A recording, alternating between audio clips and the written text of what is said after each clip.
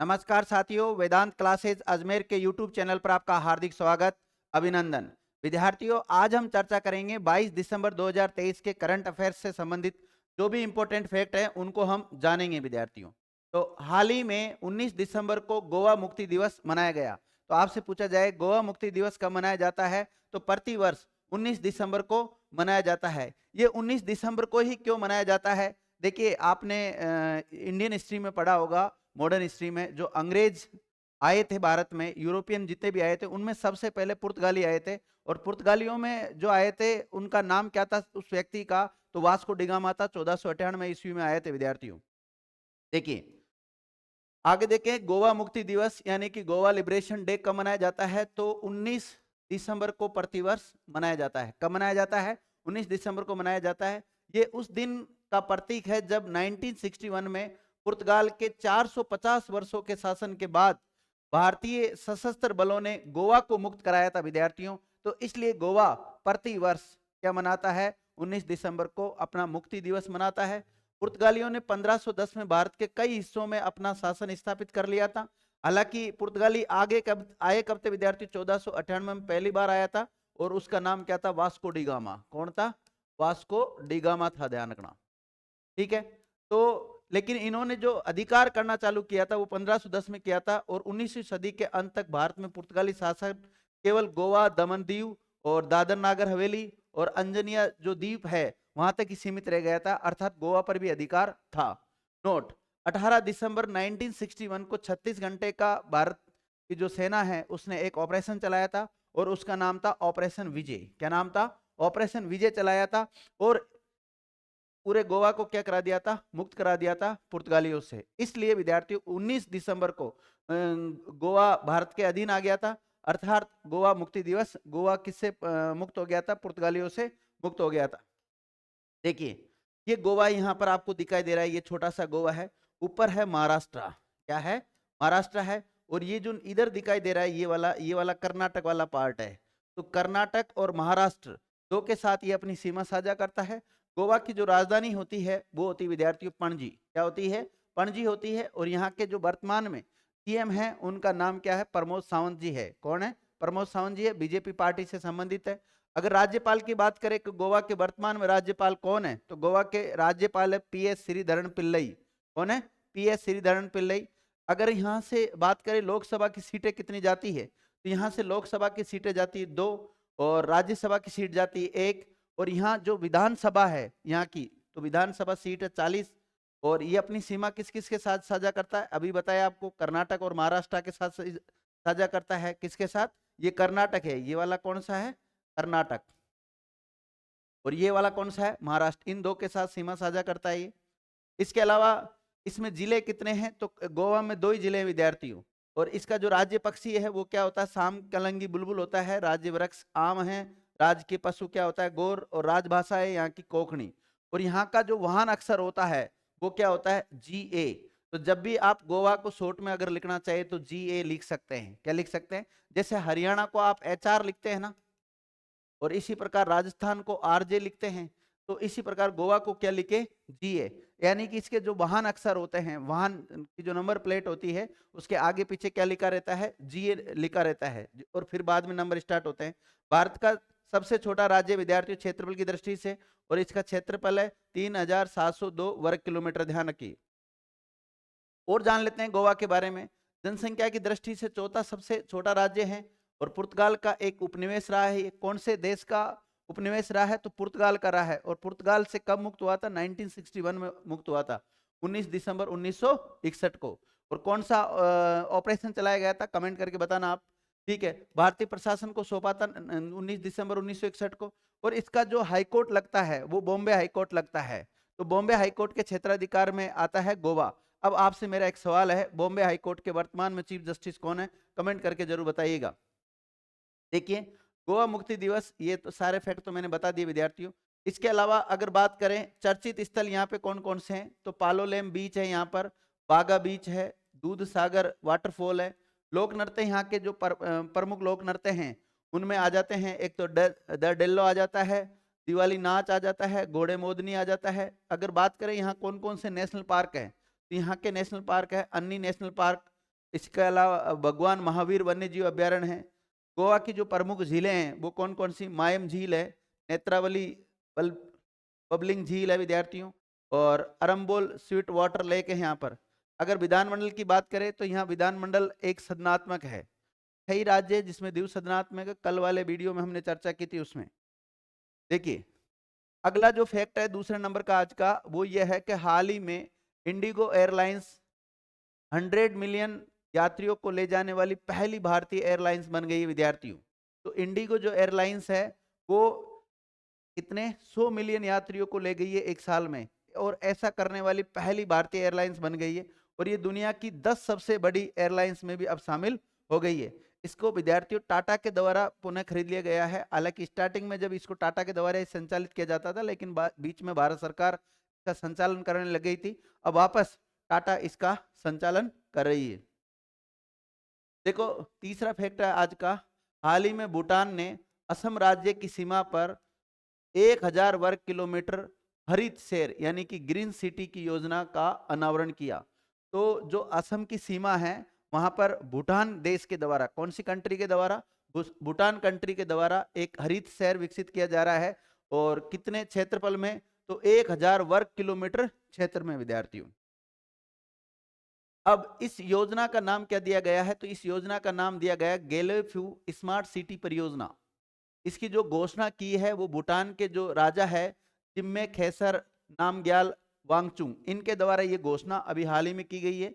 और ये असम की सीमा पर 1000 वर्ग किलोमीटर में फैला एक विशाल और अंतरराष्ट्रीय शहर होगा विद्यार्थियों। इंटरनेशनल सिटी होगी, स्मार्ट सिटी होगी, ध्यान रखना। देखो ये लिखा हुआ, और नाम क्या है इस योजना का? गेलेफू स्मार्ट सिटी परियोजना। नोट, हाल ही में संयुक्त राष्ट्र संघ ने भूटान को सबसे कम विकसित देश का दर्जा छोड़ने की घोषणा की है विद्यार्थियों। ये भी फैक्ट आप याद रखना। अब एक तो असम स्टेट आ गया, इसके बारे में जानेंगे, और एक जानेंगे हम भूटान देश के बारे में। तो सबसे पहले असम के बारे में कुछ स्टैटिक पॉइंट जान लेते हैं, और साथ ही में असम को लेकर अगर कुछ करंट के फैक्ट भी निकल के आते हैं, जैसे वर्तमान में सीएम कौन है, वर्तमान में गवर्नर कौन है, तो ये सारे फैक्ट भी हम जान लेते हैं। तो असम की जो राजधानी होती है वो होती है दिसपुर। क्या होती है? दिसपुर होती है। इसका जो गठन हुआ 26 जनवरी 1960 को हुआ, और वर्तमान में यहाँ के जो सीएम हैं उनका नाम है हेमंत बिस्वा शर्मा, जो कौन सी पार्टी से संबंधित है? बीजेपी पार्टी से संबंधित है। कई बार जो सीएम होता है राज्य का, तो वहां पूछ लिया जाता है कि भाई वहां पर गवर्नमेंट किसकी है। अगर राज्यपाल की बात करें तो यहाँ के जीसी कटारिया जी यहाँ के गवर्नर है विद्यार्थियों। जीसी कटारिया मतलब गुलाब चंद कटारिया यहाँ के हैं। और ये अपनी जो सीमा साझा करता है वो त्रिपुरा, मिजोरम, मणिपुर, नागालैंड और अरुणाचल प्रदेश और वेस्ट बंगाल के साथ साझा करता है। साथ ही में बांग्लादेश के साथ और भूटान के साथ भी अपनी सीमा लगाता है। वर्तमान में यहाँ से लोकसभा जो सीट जाती है वो 14 जाती है विद्यार्थियों। कितनी जाती? 14। और राज्यसभा की सीटें जाती है वो 7। और यहाँ का जो विधानमंडल है वो भी एक सदनात्मक है विद्यार्थियों। कैसा है? एक सदनात्मक है। और यहाँ विधानसभा सीटें कितनी है? 126। यहाँ का राज्य पशु एक सिंग वाला गेंडा है विद्यार्थियों। कौन सा है? एक सिंग वाला गेंडा है। और राज्य के पक्षी की बात करें तो व्हाइट विंग्ड वुड डक है। और राजभाषा यहाँ की असमिया है। सबसे बड़ा शहर है यहाँ का गुवाहाटी। और यहाँ का जो वाहन अक्षर होता है वो क्या होता है? एएस। क्या होता है? एएस। अभी थोड़ी देर पहले बताया था आपको जीए कहाँ का है? गोवा का। कहाँ का है? गोवा का। इसी प्रकार असम का क्या होता है? एएस यहाँ का वाहन अक्षर होता है। यहाँ पे जिलों की संख्या पूछी जाए तो 34 यहाँ पे जिलों की संख्या है। और ब्रह्मपुत्र नदी यहाँ असम में होते हुए बहती है। और भारत की सबसे चौड़ी नदी ब्रह्मपुत्र नदी को कहा गया है। और दुनिया का सबसे बड़ा जो नदी द्वीप है जिसका नाम माजुली द्वीप है वो भी ब्रह्मपुत्र नदी पर ही है। कौन सी नदी पर है? ब्रह्मपुत्र नदी पर है विद्यार्थियों। और भारत का सबसे लंबा रेल रोड ब्रिज है वो भी कहाँ पर है? असम में। असम में कुछ लोक नृत्य हैं जैसे बिहू नृत्य है, भोरताल नृत्य, खम्बा लिम नृत्य। इसी प्रकार असम राज्य को पूर्वोत्तर भारत का प्रहरी कहा जाता है। तो कौन से राज्य को पूर्वोत्तर भारत का प्रहरी कहा जाता है? तो असम राज्य को कहा जाता है। ये फैक्ट भी बहुत इंपॉर्टेंट है, याद रखना। बेखो त्योहार यहाँ पर ही मनाया जाता है। One nation one ration card जो योजना चल रही थी विद्यार्थियों, योजना को लागू करने वाला जो अंतिम राज्य बना वो कौन सा बना? असम। और जीएसटी यानी कि गुड्स एंड सर्विस टैक्स की बात करें तो जीएसटी लागू करने वाला भारत का पहला राज्य कौन सा बना था? वो असम बना था। अब बताइए आप जीएसटी लागू कब से हुई? ये डेट आप मुझे कमेंट करके जरूर बताना विद्यार्थियों। यहाँ की मुख्य भाषा असमिया, अभी बता दी थोड़ी देर पहले। यहाँ का जो विधानमंडल है एक सदनात्मक है। एक सदनात्मक मतलब यहाँ केवल विधानसभा पाई जाती है, विधान परिषद नहीं। विधान परिषद यहाँ नहीं है विद्यार्थियों, केवल क्या है, विधानसभा है। आगे देखिए, यहाँ पर नेशनल पार्क की बात करें तो यहाँ 7 नेशनल पार्क है, जैसे काजीरंगा नेशनल पार्क है जो कि एक सिंह के गेंडे के लिए प्रसिद्ध है विद्यार्थियों, और एक सिंह का जो गेंडा है वही इसका राज्य पशु है असम का। इसके अलावा दूसरा जो नेशनल पार्क है वो मानस वन्यजीव अभ्यारण्य है, तीसरा नामेरी, चौथा औरंग, पांचवा डिब्रू सेकेवा और छठा रायमोना है, और कोकराझार जिले में पड़ता है वो, और एक सातवां देहिंग पटकोई वन्यजीव अभ्यारण्य है। यहाँ की अगर प्रमुख झीलों की बात करें कि यहाँ प्रमुख झील कौन कौन सी पाई जाती है, तो प्रमुख झीलों में हफलोंग झील है, चडम्बी है, दिगाली पुकरी है, शिव सागर झील है, तमरंगा झील है, डिगबोई झील है, दीपोर बिल, सोनबिल और दिहिंग लेक, ये सारी यहाँ पर है। असम की पहली महिला जो पुलिस महानिरीक्षक बनी थी विद्यार्थी, वो कौन बनी थी, वायलेट बरुआ, तो ये भी पर्सन कई बार बन चुका है एग्जाम में। गुवाहाटी हाईकोर्ट के जो मुख्य न्यायाधीश है वो राशमी एम छाया, जो कि अरुणाचल प्रदेश, नागालैंड, मिजोरम का कार्य भी देखते हैं।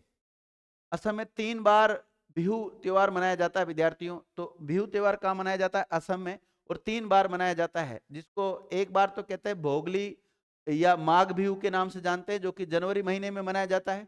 एक बार मनाते हैं रोंगली या बोहरा बिहू जिसको कहते हैं, वो अप्रैल महीने में मनाया जाता है, और कोंगाली या काटी बिहू ये अक्टूबर के महीने में मनाया जाता है। तो बिहू त्योहार कहाँ मनाया जाता है, असम में। इसके 3 उपनाम मिलते हैं, भोगली या माघ बिहू, और एक मिलता है रोंगली या बोहाग बिहू, और तीसरा है कोंगाली या काटी बिहू। तो ये तीनों नाम याद रखना, कब कब मनाया जाता है ये भी पता होना चाहिए। ये असम का दूसरा सबसे लंबा फ्लाईओवर है विद्यार्थियों, जो इसका नाम क्या है, श्रद्धांजलि फ्लाईओवर। तो असम का दूसरा सबसे लंबा फ्लाईओवर कौन सा है, श्रद्धांजलि फ्लाईओवर है। तो पहला कौन सा है विद्यार्थियों, पहला है नीलांचल, जिसकी लंबाई कितनी है 2.63 किलोमीटर, और दूसरे की कितनी है 2.28। तो दूसरा तो हो गया श्रद्धांजलि फ्लाईओवर, और पहला कौन सा है, नीलांचल। कुछ नोट डाल के लिखा हुआ है, तो बोगीबिल पुल असम में ब्रह्मपुत्र नदी पर भारत का सबसे लंबा रेल रोड ब्रिज है विद्यार्थियों, कौन सा है, इसका नाम भी याद रखना, बोगीबिल पुल। देखिए, अब भूटान देश चर्चा में आ गया, तो हम भूटान के बारे में कुछ स्टैटिक पॉइंट जान लेते हैं, कुछ करंट और कुछ स्टैटिक साथ में हो रही विद्यार्थियों आपकी, है ना, तो इसको भी जान लेते हैं। तो भूटान देश है, तो भूटान की जो राजधानी है वो क्या है, थिम्पू। क्या होती है, थिम्पू। यहाँ की जो आधिकारिक भाषा है वो है जोंगखा, और यहाँ के जो राजा अभी बताया था मैंने आपको, जिग्मे खेसर नाम ग्याल वांगचुंग यहाँ के राजा है। प्रधानमंत्री की बात करें तो वर्तमान में यहाँ के प्रधानमंत्री लोटे शेरिंग है। यहाँ जो मुद्रा चलती है वो नगुल ट्रम चलती है, डुल ट्रूम बोलते हैं, वो चलती है। यहाँ की जो संसद है उसको तसोंगडू कहा जाता है, और भूटान एक भारत का पड़ोसी देश है विद्यार्थियों, स्थलबद्ध सीमा लगाता है, और यहाँ का जो सबसे बड़ा नगर है वो थिम्पू है। और भारत के राजदूत कौन है भूटान में, ये आप कमेंट करके अभी बताना विद्यार्थियों। और भारत के सहयोग से यहाँ पे मांग देचू जल विद्युत परियोजना चलाई जा रही है, और ये अपना आजादी दिवस 17 दिसंबर को मनाता है, क्योंकि 17 दिसंबर 1907 को ये स्वतंत्र हुआ था इसलिए। अगर बात करें यहाँ के राष्ट्रीय प्रतीक की बात करें, तो राष्ट्रीय प्रतीक में जैसे यहाँ का राष्ट्रीय पशु क्या है, ताकिन, और राष्ट्रीय फूल क्या है, हिमालय ब्लू पॉपी, और राष्ट्रीय पक्षी क्या है, रेवेन, यानी कि जो हमारे भारत में जैसे हम कौवा बोलते हैं ना, उसको रेवेन कहते हैं वहां पर। और जो यहाँ का राष्ट्रीय खेल है वो तीरंदाजी है। क्या है, राष्ट्रीय। अगर यहाँ के प्रमुख नृत्यों की बात करें कि भूटान के प्रमुख नृत्य कौन कौन से, तो मास खेल है, पा चाम है, चाम डांस है, याक चाम डांस है। अगर प्रमुख पर्वतों की बात करें कौन कौन से हैं प्रमुख पर्वत है, तो कुला कानगरी और गंखर पुनसुम, जो कि सबसे ऊंचा पर्वत है यहाँ का। इसके अलावा ब्लैक माउंटेन, चोमोलारी, ये सब है। सीमा पर स्थित भारत के राज्य कौन कौन से हैं, अरुणाचल प्रदेश इसके साथ सीमा साझा करता है, असम करता है, सिक्किम करता है, वेस्ट बंगाल करता है। भारत के साथ इसकी सीमा कितनी लगती है, 699 किलोमीटर। यहाँ की जो प्रमुख नदियां हैं वो कौन कौन सी है, मानस नदी है जो कि भूटान की सबसे लंबी नदी मानी जाती है। अगला फैक्ट है कि हाल ही में भारतीय नौसेना ने प्रौद्योगिकी विकास को बढ़ावा देने के लिए आईआईटी कानपुर के साथ एक एमओयू किया विद्यार्थियों। किसके साथ एमओयू किया है, तो ये एमओयू किया गया है आईआईटी कानपुर के साथ। ये आपको दिखाई दे रहे हैं, या इसके प्रोफेसर वगैरह है आईआईटी कानपुर के, और ये भारतीय नौसेना के अधिकारी है। तो इनके बीच में एक एमओयू हुआ है। तो ये क्यों हुआ विद्यार्थियों, तो ये शिक्षा जगत और सशस्त्र बलों के बीच सहयोगात्मक संबंधों को मजबूत करने की दिशा में एक बहुत बड़ा कदम है। इस एमओयू समझौते का जो मुख्य उद्देश्य है वो प्रौद्योगिकी विकास और नवीन समाधान और संयुक्त अनुसंधान एवं विकास को बढ़ावा देना है। ये इंडियन नेवी देखी होगी आपने। अब भारतीय नौसेना चर्चा में आया है तो भारतीय नौसेना के बारे में कुछ इंपॉर्टेंट फैक्ट है वो जान लेते हैं। जैसे भारतीय नौसेना का हेडक्वार्टर कहाँ है, तो नई दिल्ली में है विद्यार्थियों। और भारतीय नौसेना का जो हेड होता है उसको एडमिरल कहते हैं। और वर्तमान में जो इसके हेड है वो कौन है, आर हरि कुमार। कौन है, आर हरि कुमार है विद्यार्थियों। और कुछ स्टैटिक पॉइंट निकल के आ रहे हैं, जैसे वर्तमान प्रमुख एडमिरल आर हरि कुमार है। नौसेना दिवस कब मनाया जाता है, तो प्रतिवर्ष 4 दिसंबर को मनाया जाता है। अब आप कमेंट करके बताना कि थल सेना दिवस कब मनाया जाता है और वायुसेना दिवस कब मनाया जाता है। और नौसेना दिवस में बता दे रहा हूं आपको कब मनाया जाता है, 4 दिसंबर को मनाया जाता है। अगर इंडियन नेवी की बात करें तो विश्व की 7वीं सबसे बड़ी नेवी विद्यार्थी भारत की। हेडक्वार्टर इसका नई दिल्ली में है। तीनों सेनाओं का ही वैसे हेडक्वार्टर नई दिल्ली में है। चाहे थल सेना की बात करें, चाहे वायुसेना की बात करें, चाहे नौसेना की बात करें, तीनों का हेडक्वार्टर कहाँ है, नई दिल्ली में। इसका जो आदर्श वाक्य है वो सम नो वरुण है विद्यार्थियों, इसका आदर्श वाक्य है। भारतीय नौसेना के जो जनक माना जाता है वो 17वीं शताब्दी में मराठा को माना जाता है। लेकिन अगर इतिहास में सबसे पहले नौसेना की बात करें तो चोल वंश के पास नौसेना हुआ करती थी। अगला फैक्ट देखिए, हाल ही में भारत की अंतरिक्ष संस्थान जिसका नाम इसरो है, इंडियन स्पेस रिसर्च ऑर्गेनाइजेशन, को लीफ एरिक्सन लूनर पुरस्कार प्रदान किया गया। तो कौन सा पुरस्कार प्रदान किया गया विद्यार्थियों, लीफ एरिक्सन लूनर पुरस्कार। ये आपको पुरस्कार दिखाई दे रहा है, ये किसको दिया विद्यार्थियों, अभी हाल ही में। तो हाल ही में इसरो को मिला है। भारतीय अंतरिक्ष जो संगठन है विद्यार्थियों, भारतीय इंडियन स्पेस रिसर्च ऑर्गेनाइजेशन इसका पूरा नाम है। और अब इस पे इसरो आया तो इसरो के बारे में भी कुछ स्टैटिक पॉइंट जानेंगे। देखो इसको किसके द्वारा दिया गया, तो हुसाविक संग्रहालय के द्वारा दिया गया। और इसे भारतीय राजदूत जिसका नाम बाला सुब्रमण्यम श्याम है, इनके द्वारा इसरो की ओर से इस प्रतिष्ठित पुरस्कार को स्वीकार किया गया है। इस उपलब्धि ने भारत को संयुक्त राज्य अमेरिका, चाइना और रूस के बाद चंद्रमा पर सफल लैंडिंग हासिल करने वाले चौथे देश के रूप में स्थान दिया है विद्यार्थियों। देखो अगर बात करें हम इसरो की, इसरो का पूरा नाम the Indian space research organisation होता है। हिंदी में बात करें तो भारतीय अंतरिक्ष अनुसंधान संगठन इसका पूरा नाम होता है। तो इसरो का हिंदी और इंग्लिश दोनों में आपको नाम पता होना चाहिए। इसके अलावा 1962 में एक समिति थी जिसका नाम था विद्यार्थियों अंतरिक्ष अनुसंधान के लिए भारतीय राष्ट्रीय समिति, जिसको इनकोस्पोर कहते हैं। क्या कहते हैं, INCOSPAR, Indian national committee for space research के रूप में इसकी स्थापना की गई थी। लेकिन अगर वास्तव में देखें इसरो नाम कब पड़ा इसका, तो 15 अगस्त 1969 को पड़ा था। 62 में इसको किस नाम से जाना जाता था, इनकोस्पोर के नाम से जाना जाता था। अगर बात करें वर्तमान में इसरो के जो हेड है वो कौन है, एस सोमनाथ, यानी कि श्रीधारा सोमनाथ इनका पूरा नाम मिलता है। इसका जो मुख्यालय है वो कहाँ है, बेंगलुरु। और बेंगलुरु कहाँ है, कर्नाटका में। कहाँ है, और ये भारत सरकार का अंतरिक्ष विभाग के अधीन आता है। और आदर्श वाक्य है इसका, मानव जाति की सेवा। तो इसका आदर्श वाक्य भी याद रखना। इसके अलावा अंतरिक्ष प्रौद्योगिकी, भारत का पहला उपग्रह की बात करें तो आर्यभट्ट था, जो 19 अप्रैल 1975 को सोवियत संघ रूस के रॉकेट की सहायता से अंतरिक्ष में छोड़ा गया था। अगर भारत की स्पेस एजेंसी की बात करें तो इसका नाम क्या है, इसरो है, जो कि सरकारी क्षेत्र की एक स्पेस एजेंसी है। इसी ने चंद्रयान-3 छोड़ा, जो कि इसका रॉकेट का नाम था LVM-3M4। इसके अलावा आदित्य L1 भी जो कि PSLV 57 XL के द्वारा छोड़ा गया। चंद्रयान 01 कब छोड़ा गया, यानी चंद्रयान फर्स्ट कब छोड़ा गया था, 2008 में। इसी प्रकार मंगलयान छोड़ा गया था 2013-14 में, ये भी कई बार पूछ लेते हैं। इसी प्रकार चंद्रयान 2 2019 में छोड़ा गया था, जो कि असफल रहा। चंद्रयान 3 14 जुलाई को छोड़ा गया और 23 अगस्त को ये पहुंच गया था। ये आदित्य L1, ये तो बात होगी अभी। इसके अलावा शुक्रयान पर भी काम चल रहा है, समुद्रयान पर काम चल रहा है, गगनयान पर काम चल रहा है। आने वाले समय में बहुत सारे मिशन आएंगे विद्यार्थियों।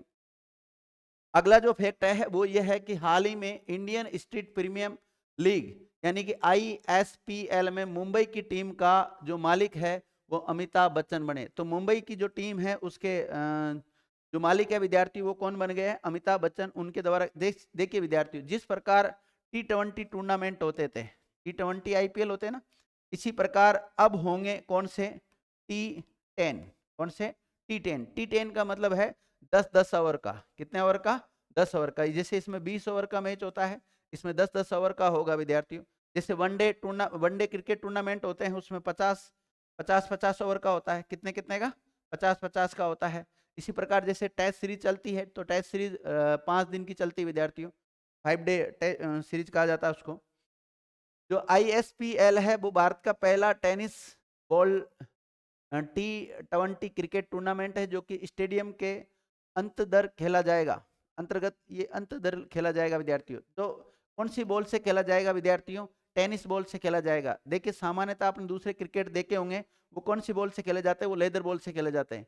इसका आयोजन 2 से लेकर 9 मार्च 2024 तक होगा। और कहां पर इसका आयोजन होगा, तो मुंबई में। कहां पर, मुंबई महाराष्ट्र में इसका आयोजन होगा। इसमें 6 टीमें खेलेगी, जैसे हैदराबाद की टीम, मुंबई की टीम, बेंगलोर की टीम, चेन्नई, कोलकाता और श्रीनगर। इसमें से विद्यार्थियों श्रीनगर टीम के जो मालिक हैं उनका नाम अक्षय कुमार है, और बेंगलुरु टीम के जो मालिक है वो ऋतिक रोशन है। बेंगलुरु के कौन है, ऋतिक रोशन, और श्रीनगर के कौन है, तो श्रीनगर के अक्षय कुमार। इसी प्रकार मुंबई के कौन है, तो मुंबई के अमिताभ बच्चन जी, अमिताभ बच्चन। तो ये 3 के तो मालिक का नाम पता चल गया। आगे और भी जिनकी डिटेल आएगी तो वो आपको हम सूचित कर देंगे, या फिर अलग से जब वीडियो बनाएंगे उस समय आपको सूचित करेंगे। अगला फैक्ट देखो, हाल ही में उत्तर प्रदेश सरकार ने 57 जिलों में साइबर अपराध पुलिस स्टेशन स्थापित करने का फैसला किया। क्योंकि आजकल आपने देखा होगा साइबर क्राइम बहुत ज्यादा बढ़ रहा है, तो उत्तर प्रदेश के जो CM है योगी आदित्यनाथ, वो विद्यार्थियों काफी स्ट्रिक्ट है इस मामले में। तो उन्होंने 57 जिलों में साइबर अपराध पुलिस स्टेशन स्थापित करने का फैसला किया है। उत्तर प्रदेश में जो 75 जिले हैं, कितने हैं, 75 में से 57 जिलों में ये थाना स्थापित किया जा रहा है। बात अब आया उत्तर प्रदेश, कौन सा, ये उत्तर प्रदेश है। उत्तर प्रदेश की जो राजधानी है वो लखनऊ होती है विद्यार्थियों, क्या होती है, लखनऊ, जो कि गोमती नदी के किनारे पर है। किस नदी के, गोमती नदी के किनारे हैं। और कुछ उत्तर प्रदेश के बारे में इंपॉर्टेंट फैक्ट जान लेते हैं। वर्तमान में यहाँ के जो CM हैं वो योगी आदित्यनाथ है, और दूसरी बार ये CM बने हैं, और बीजेपी पार्टी से संबंधित है। अगर वर्तमान राज्यपाल की बात करें तो यहाँ की जो वर्तमान राज्यपाल है वो आनंदीबेन पटेल है विद्यार्थियों। यहाँ से लोकसभा सीट जो जाती है वो 80 जाती, जो कि भारत में सर्वाधिक लोकसभा की सीटें भी किसकी है, यूपी की है। अगर राज्यसभा की बात करें तो राज्यसभा की सीटें यहाँ से 31 जाती है, जो कि भारत में सर्वाधिक यहाँ से जाती है। अगर बात करें विधानसभा की सीटों की, तो यहाँ से विद्यार्थियों सर्वाधिक विधानसभा सीटें यहाँ पर ही है, कितनी है, 403 है। और अगर बात करें विधान परिषद सीट, तो यहाँ 100 है। यहाँ का जो विधानमंडल होता है वो द्विसदनात्मक सदनात्मक होता है। विधानमंडल कैसा है यहाँ का, द्विसदनात्मक सदनात्मक है। द्विसदनात्मक सदनात्मक का मतलब यहाँ पर विधान परिषद भी पाई जाती है। राज्य पशु की बात करें तो बारहसिंगा, राज्य पक्षी की बात करें तो सारस या क्रौंच, और राज्य वृक्ष की बात करें तो अशोक, और राज्य फूल प्लास, और राजकीय पुष्प ब्रह्म कमल, और वाहन की बात करें तो यूपी लिखा रहता है। और वर्तमान में यहाँ जिले कितने हैं, 75 है विद्यार्थी, कितने हैं, 75 है। नेशनल पार्क कौन कौन से यहाँ पर नेशनल पार्क है उत्तर प्रदेश में, तो इनको भी देख सकते हैं। दूधवा नेशनल पार्क है, नवाबगंज पक्षी अभ्यारण्य है, पीलीभीत टाइगर रिजर्व है, चंद्रप्रभा गेम सेंचुरी है। अगर बात करें उत्तर प्रदेश के चर्चित स्थल कौन कौन से, तो आगरा, वाराणसी, प्रयागराज, मथुरा। लोक नृत्य कौन कौन से यहाँ के प्रमुख लोक नृत्य, तो चरकुला, नौटंकी, रासलीला, रामलीला, धोबिया, थाली, पेत। इसके अलावा बात करें ये सीमा और भी देखो, झोरा झील कौन कौन सी यहाँ पे, रामगढ़ ताल झील है, सूर्यताल झील है, गोविंद वल्लभ पंत झील, सागर झील है, मोती झील है। ये जो सीमा साझा करता है वो 8 राज्यों और 1 केंद्र शासित प्रदेश और 1 देश के साथ सीमा साझा करता है। देश की बात आए तो नेपाल के साथ अपनी सीमा साझा करता है विद्यार्थियों। किसके साथ साझा करता है, नेपाल के साथ। देखो ये जो देश है विद्यार्थियों, ये नेपाल है, तो ये नेपाल के साथ अपनी सीमा साझा करता है, देश की बात पूछे तो। और केंद्र शासित प्रदेश की बात करें तो केंद्र शासित प्रदेश दिल्ली के साथ सीमा साझा करता है। इसके साथ, दिल्ली के साथ अपनी सीमा साझा करता है। राज्यों की बात करें तो कौन कौन से राज्यों के साथ अपनी सीमा साझा करता है, तो उत्तराखंड, हिमाचल प्रदेश, हरियाणा, राजस्थान, मध्य प्रदेश, छत्तीसगढ़, झारखंड, बिहार के साथ सीमा साझा करता है। दिल्ली नेपाल मैंने बता ही दिया। उत्तर प्रदेश का पहला सौर शहर किसको बनाया जा रहा है विद्यार्थियों, बनाया गया अयोध्या को। किसको, अयोध्या को बनाया गया। अयोध्या कौन सी नदी के किनारे, आप कमेंट करके बताना, कौन सी नदी के किनारे बसा हुआ है। और यहाँ का जो राज्य जलीय जीव है उसका नाम डॉल्फिन है, कुछ समय पहले घोषित किया गया था। और इस यूपी का जो पहले नाम मिलता है वो संयुक्त प्रांत यूनाइटेड प्रोविंस नाम मिलता था विद्यार्थियों। यहाँ की जो मुख्य भाषा है वो हिंदी है। दूसरी नंबर की बात करें यहाँ की मुख्य भाषा तो उर्दू है। यहाँ का विधानमंडल द्विसदनात्मक है। राजकीय चिन्ह यहाँ का मछली है। क्षेत्रफल की दृष्टि से ये चौथा सबसे बड़ा राज्य है। और जनसंख्या में ये कौन सा नंबर रखता है अपना? पहला स्थान रखता है भारत में। हाल ही में अंगेस्ट ऑफ ऑड्स और विनिंग मिडिल इंडिया दोनों पुस्तकों को गाजा कैपिटल बिजनेस बुक पुरस्कार 2023 मिला विद्यार्थियों। तो दोनों पुस्तकों का नाम याद रखना विद्यार्थियों आप। और इनको देखो, Gaja capital business book prize 2023, ये पुरस्कार इन दोनों को मिला विद्यार्थी, दोनों पुस्तकों को। Gaja capital business book prize एक प्रतिष्ठित वार्षिक पुरस्कार है। इसमें 2023 संस्करण में 2 असाधारण कथाओं को ताज पहनाया गया है। और इसमें जो पुरस्कार राशि दी जाती है वो कितनी दी जाती है? वो 15 लाख रुपए दी जाती है विद्यार्थियों। कितनी दी जाती है? 15 लाख रुपए। देखो, हाल ही में डॉक्टर पूनम क्षेत्रपाल ने भूटान का national order of merit gold medal जीता। तो विद्यार्थियों, भूटान का national order of merit gold medal किसने जीता है? तो ये जो महिला दिखाई दे रही है डॉक्टर पूनम क्षेत्रपाल, इनको मिला है। और ये कौन है विद्यार्थियों? तो भूटान के राजा जिम्मे खेसर नामग्याल वांगचुंग ने थिम्पू में भूटान के 116वें राष्ट्रीय दिवस समारोह में भारतीय नागरिक डॉक्टर क्षेत्रपाल को सम्मानित किया गया है। देश के लिए उनकी विशिष्ट सेवाओं के लिए भूटान के प्रतिष्ठित national order of merit gold medal से इनको सम्मानित किया गया है। डॉक्टर पूनम क्षेत्रपाल सिंह 1975 बैच की सेवानिवृत्त पंजाब कैडर की एक आईएएस ऑफिसर है विद्यार्थियों। पूर्व आईएएस ऑफिसर है, रिटायरमेंट हो चुकी है। पंजाब कैडर इनका हुआ करता था और आईएएस अधिकारी है। और विश्व स्वास्थ्य संगठन यानी कि WHO, वर्ल्ड हेल्थ ऑर्गेनाइजेशन की दक्षिणी पूर्वी एशियाई क्षेत्रीय निदेशक है ये, रीजनल डायरेक्टर विद्यार्थियों। ये कौन? इनका नाम क्या है? तो डॉक्टर पूनम क्षेत्रपाल सिंह। और पूर्व आईएएस अधिकारी भी ये रह चुकी हैं। WHO आया है तो WHO का पूरा नाम क्या होता है? World health organisation. WHO के जो वर्तमान में हेड है वो कौन है? डॉक्टर टेड्रोस एड्रोनम गेब्रेसस, जो कि कहाँ के रहने वाले विद्यार्थियों? इथियोपिया के रहने वाले हैं। कहाँ के? इथियोपिया के रहने वाले हैं। आप कमेंट करके ये बताना WHO का हेडक्वार्टर कहाँ है? WHO का हेडक्वार्टर कहाँ है? देखो, हाल ही में अमेरिका की अदालत कोलोराडो सुप्रीम कोर्ट ने जो डोनाल्ड ट्रंप को राष्ट्रपति पद के लिए अयोग्य ठहराया। देखिए, डोनाल्ड ट्रंप पूर्व राष्ट्रपति रह चुके हैं अमेरिका के, तो वापस ये इलेक्शन लड़ना चाह रहे हैं, क्योंकि वहां पर जो इलेक्शन होते हैं वो हर 4 वर्ष के बाद में होते हैं। भारत में तो 5 वर्ष के लिए होते हैं, वहां 4 वर्ष के लिए होता है। एक व्यक्ति अधिकतम 2 बार राष्ट्रपति बन सकता है। भारत की तरह सिस्टम नहीं है विद्यार्थियों। अमेरिका में कोई जब नागरिक अपनी नागरिकता ग्रहण करता है तो उसको अमेरिका की नागरिकता भी लेनी पड़ती है। और जिस राज्य में वह रहता है उस राज्य की नागरिकता भी उसको लेनी होती है। तो प्रत्येक राज्य में उनका सुप्रीम कोर्ट भी होता है। इस प्रकार अमेरिका में भी सुप्रीम कोर्ट होता है पूरे सेंट्रल लेवल पे, लेकिन स्टेट लेवल पर भी सुप्रीम कोर्ट होते हैं। तो सुप्रीम कोर्ट अपने आप में वो स्वतंत्र होते हैं। तो इसी प्रकार जो कोलोराडो राज्य है, वहाँ का प्रांत है, उसके जो सुप्रीम कोर्ट है उसने फैसला दिया है। फैसले में यह कहा गया कि ये डोनाल्ड ट्रंप जो राष्ट्रपति चुनाव लड़ना चाह रहे हैं तो ये अयोग्य है। उनकी नजर में कैसे हैं? अयोग्य घोषित किया उन्होंने। देखिए, जनवरी 2021 के कैपिटल हिंसा में शामिल होने के कारण पूर्व राष्ट्रपति डोनाल्ड ट्रंप को चुनाव से अयोग्य ठहराया है। जो वहां की संसद थी, वहां पर लोगों ने, इनके जो समर्थक लोग थे, उन्होंने उसका घेराव कर लिया था विद्यार्थियों, जिसको कैपिटल हिंसा का नाम दिया गया था। उस वजह से इस कोर्ट ने इसको अयोग्य ठहराया। अदालत के बहुमत का मानना है कि डोनाल्ड ट्रंप 14वें संशोधन की धारा 3 के तहत राष्ट्रपति पद संभालने के लिए अयोग्य है। इसके अलावा अगला फैक्ट है, हाल ही में 18 दिसंबर को अंतर्राष्ट्रीय प्रवासी दिवस मनाया गया। कौन सा?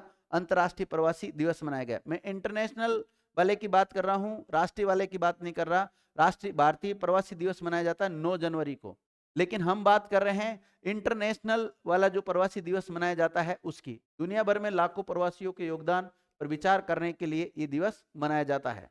और राष्ट्रीय प्रवासी या भारतीय प्रवासी दिवस कब मनाया जाता है? 9 जनवरी को मनाया जाता है, क्योंकि इस दिन 1915 में महात्मा गांधी जी भारत वापसी की थी। दूसरी बार जब भारत आए थे उस समय उनकी याद में मनाया जाता है विद्यार्थियों। विद्यार्थियों, किसी भी व्यक्ति को जीवन में कभी हताश होकर नहीं बैठना चाहिए। तो कोशिश आखिरी सांस तक करनी चाहिए। या तो उसको लक्ष्य हासिल हो जाता है या उसको अनुभव हासिल होता है। जीवन में विद्यार्थियों, आप मेहनत करते रहिए, पढ़ाई करते रहिए, आपकी एक दिन 100% नौकरी लग जाएगी। कोई भी दुनिया की कोई भी एजेंसी आपको सिलेक्शन करने से नहीं रोक सकती। विद्यार्थियों, आपने आज की हमारी करंट जीके की क्लास देखी, आपको कैसी लगी? अच्छी लगी है कमेंट करके बताइएगा। थैंक यू मित्रों।